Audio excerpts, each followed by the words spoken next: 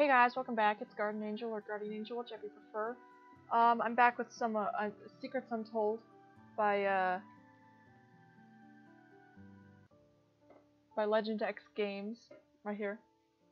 I already love it. And let's just get right back in. I had actually been staying in the servants' quarters with Loretta and the other maids.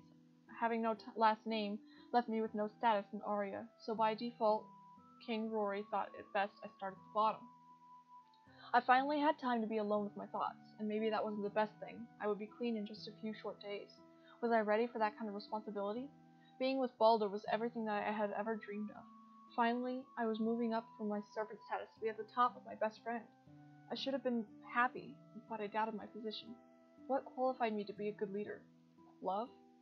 No, being loved by Balder would not help this kingdom. I would shoulder the looks of dissatisfied townspeople for what? Love? My head pounded. I loved Balder, that was the only thing I was sure about. The rest, he promised, would fall into place. I really wished it would because I didn't want to give him up. Balder was the one who told me that I was worth something. I was more than just an orphan that his father took in. I was Callista. I was broken from my thoughts by a knock on the door. Callista! Callista, open up right now! Uh-oh. I groaned. It was Loretta. Maybe if I pretended to sleep, she would leave. I laid down on the cushions and stretched my legs out, knowing Loretta, it would be a while until she gave up, so it was best if I made myself comfortable. Callista! Open up! Right now! Loretta was one to blabber her way through any situation. She was the most talkative member of the help. Loretta would yell through the door if she needed something. That was what I kept telling myself to justify my laziness. I didn't want to get up. I was on my feet all day, and the one chance I had to sit down was being interrupted. Callista, please! This time her voice was different. Her only words were loud and urgent. I stood up, trying to steady my rapidly beating heart. Yeah, my heart breathed. Did you know that? It only seemed to quicken as I approached the door. What if something had happened? Loretta wasn't calling me to tell me to do something. This was a plea for help. I hadn't realized it, but my feet dragged me to the wooden door. I held the doorknob firmly in my hand.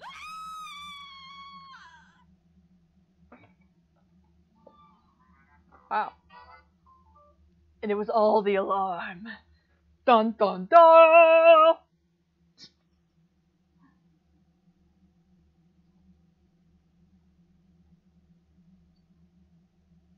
Go away! Stupid notifications!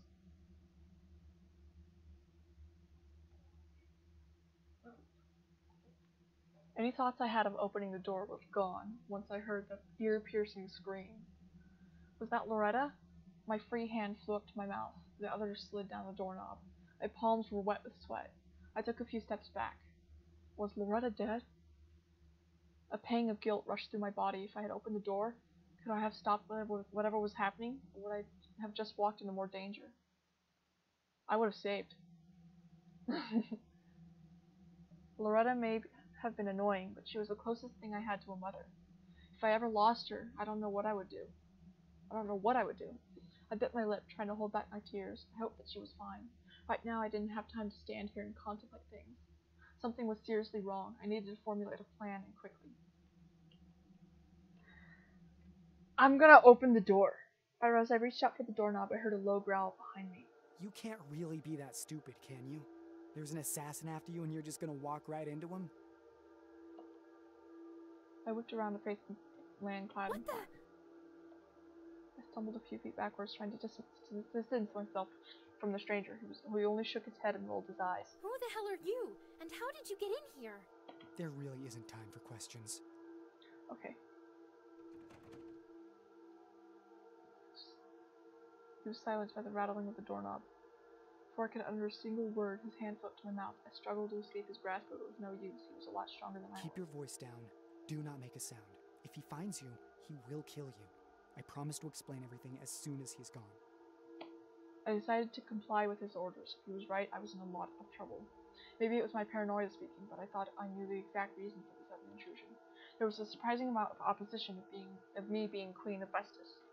My family origin was non-existent. I was living in the servants' quarters up till now. What experience did I have ruling a country? A lot of people wanted me out of the picture because of that. I just didn't think they'd go this far. The stranger moved away from me, but he held his hand out to remind me to stay silent. Callista, baby, come on out. I'm giving you one last chance. If I have to find you myself, I won't be so nice about it. Okay, I'm gonna see what would have happened. Okay, so that was what would have happened if I had tried to open the door. Okay, Laura may have been annoying, but she was the closest thing I had to a mother. If I ever lost her, I don't know what I would do. I bit my lip, trying to hold back my tears. I hoped that she was fine. Right now, I didn't have time to stand here and contemplate things. Something was seriously wrong. I needed to formulate a plan, and quickly. Hide. The sound of the doorknob rattling reverberated throughout the empty room. Damn it. Excuse me. I ran behind a bunch of wooden crates that were stacked in my room, crouched down, excuse me. My breath quickened as footsteps maneuvered through my room. Did the stranger see me? I prayed that he didn't. Ah, sweetheart, I know you're in here. Your old hag of a maid wouldn't lie to me. Not when her life was on the line. Come out, wherever you are. What the heck was he talking about? Did Loretta lead him to me? No, she wouldn't do that, would she? What if she was trying to warn me? If that was the case, I'd have to reveal myself. The stranger would leave Balder and his parents alone. Then maybe they'd be able to call for help. Oh no, what if the man was holding hostages? If any member of the royal guard was injured, all of Arya would be in turmoil, and not just Vestas. On shaky legs, I stood up. Or, at least, I tried to. Just as quickly as I had moved, I felt the pressure pinning me down. There was a hand over my mouth and another around my waist, pushing me firmly against the floor. I heard a harsh whisper. You can't really be that stupid, can you? There's an assassin after you and you're just gonna walk right into him? Yes. To save my family. Or my soon-to-be family. Ha ha ha ha ha.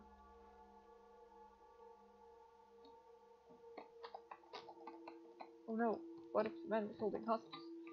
Whoops, I did not mean to do that. Oh, okay, cool.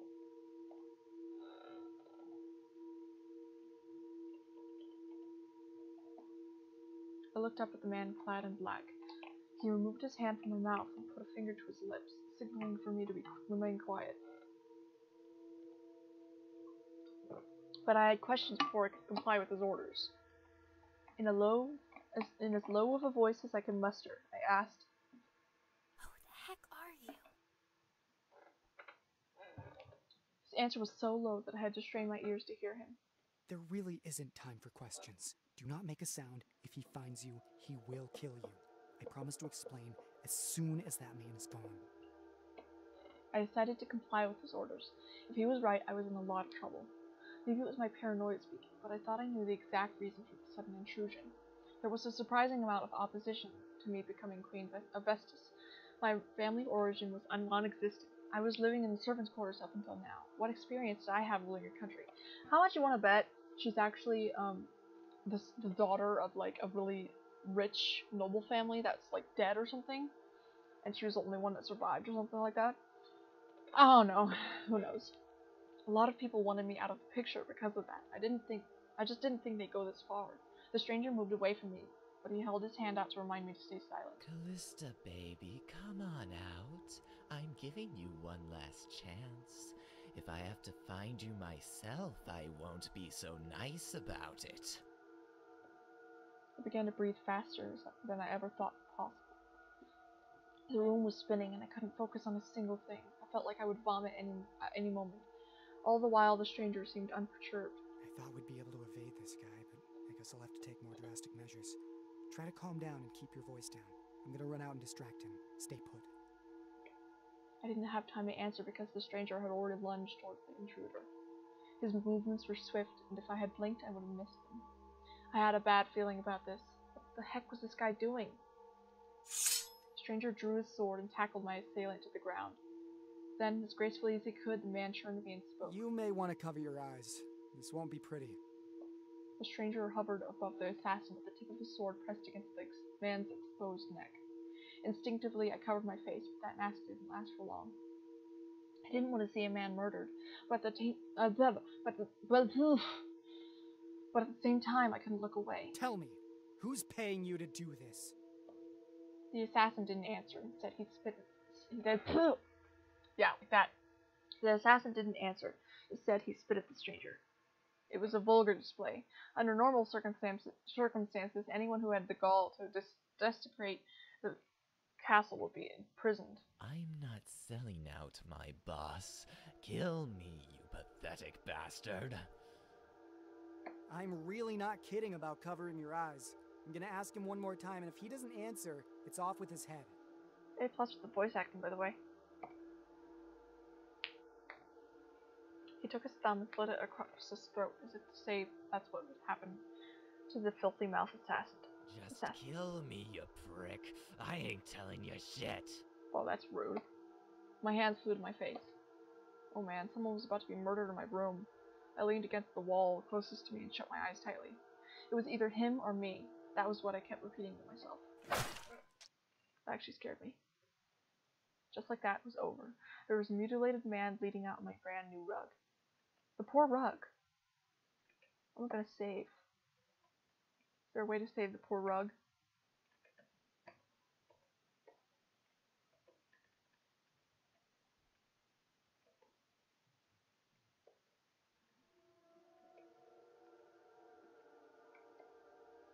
Whoops.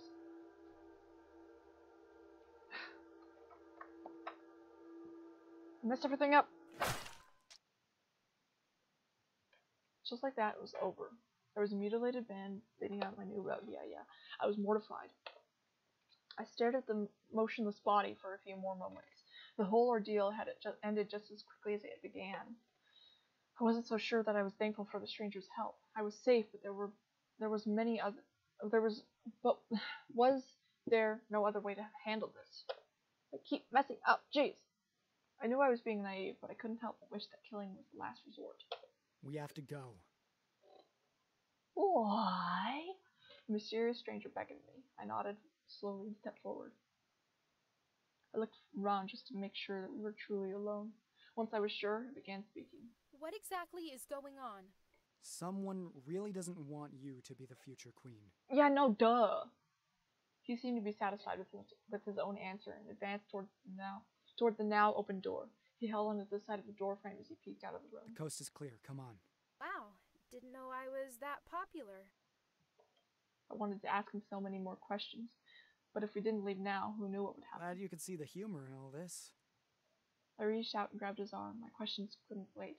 Who knew what was out there and what could happen? I needed some kind of warning. Wait, I have more questions. Save them. There's no time now.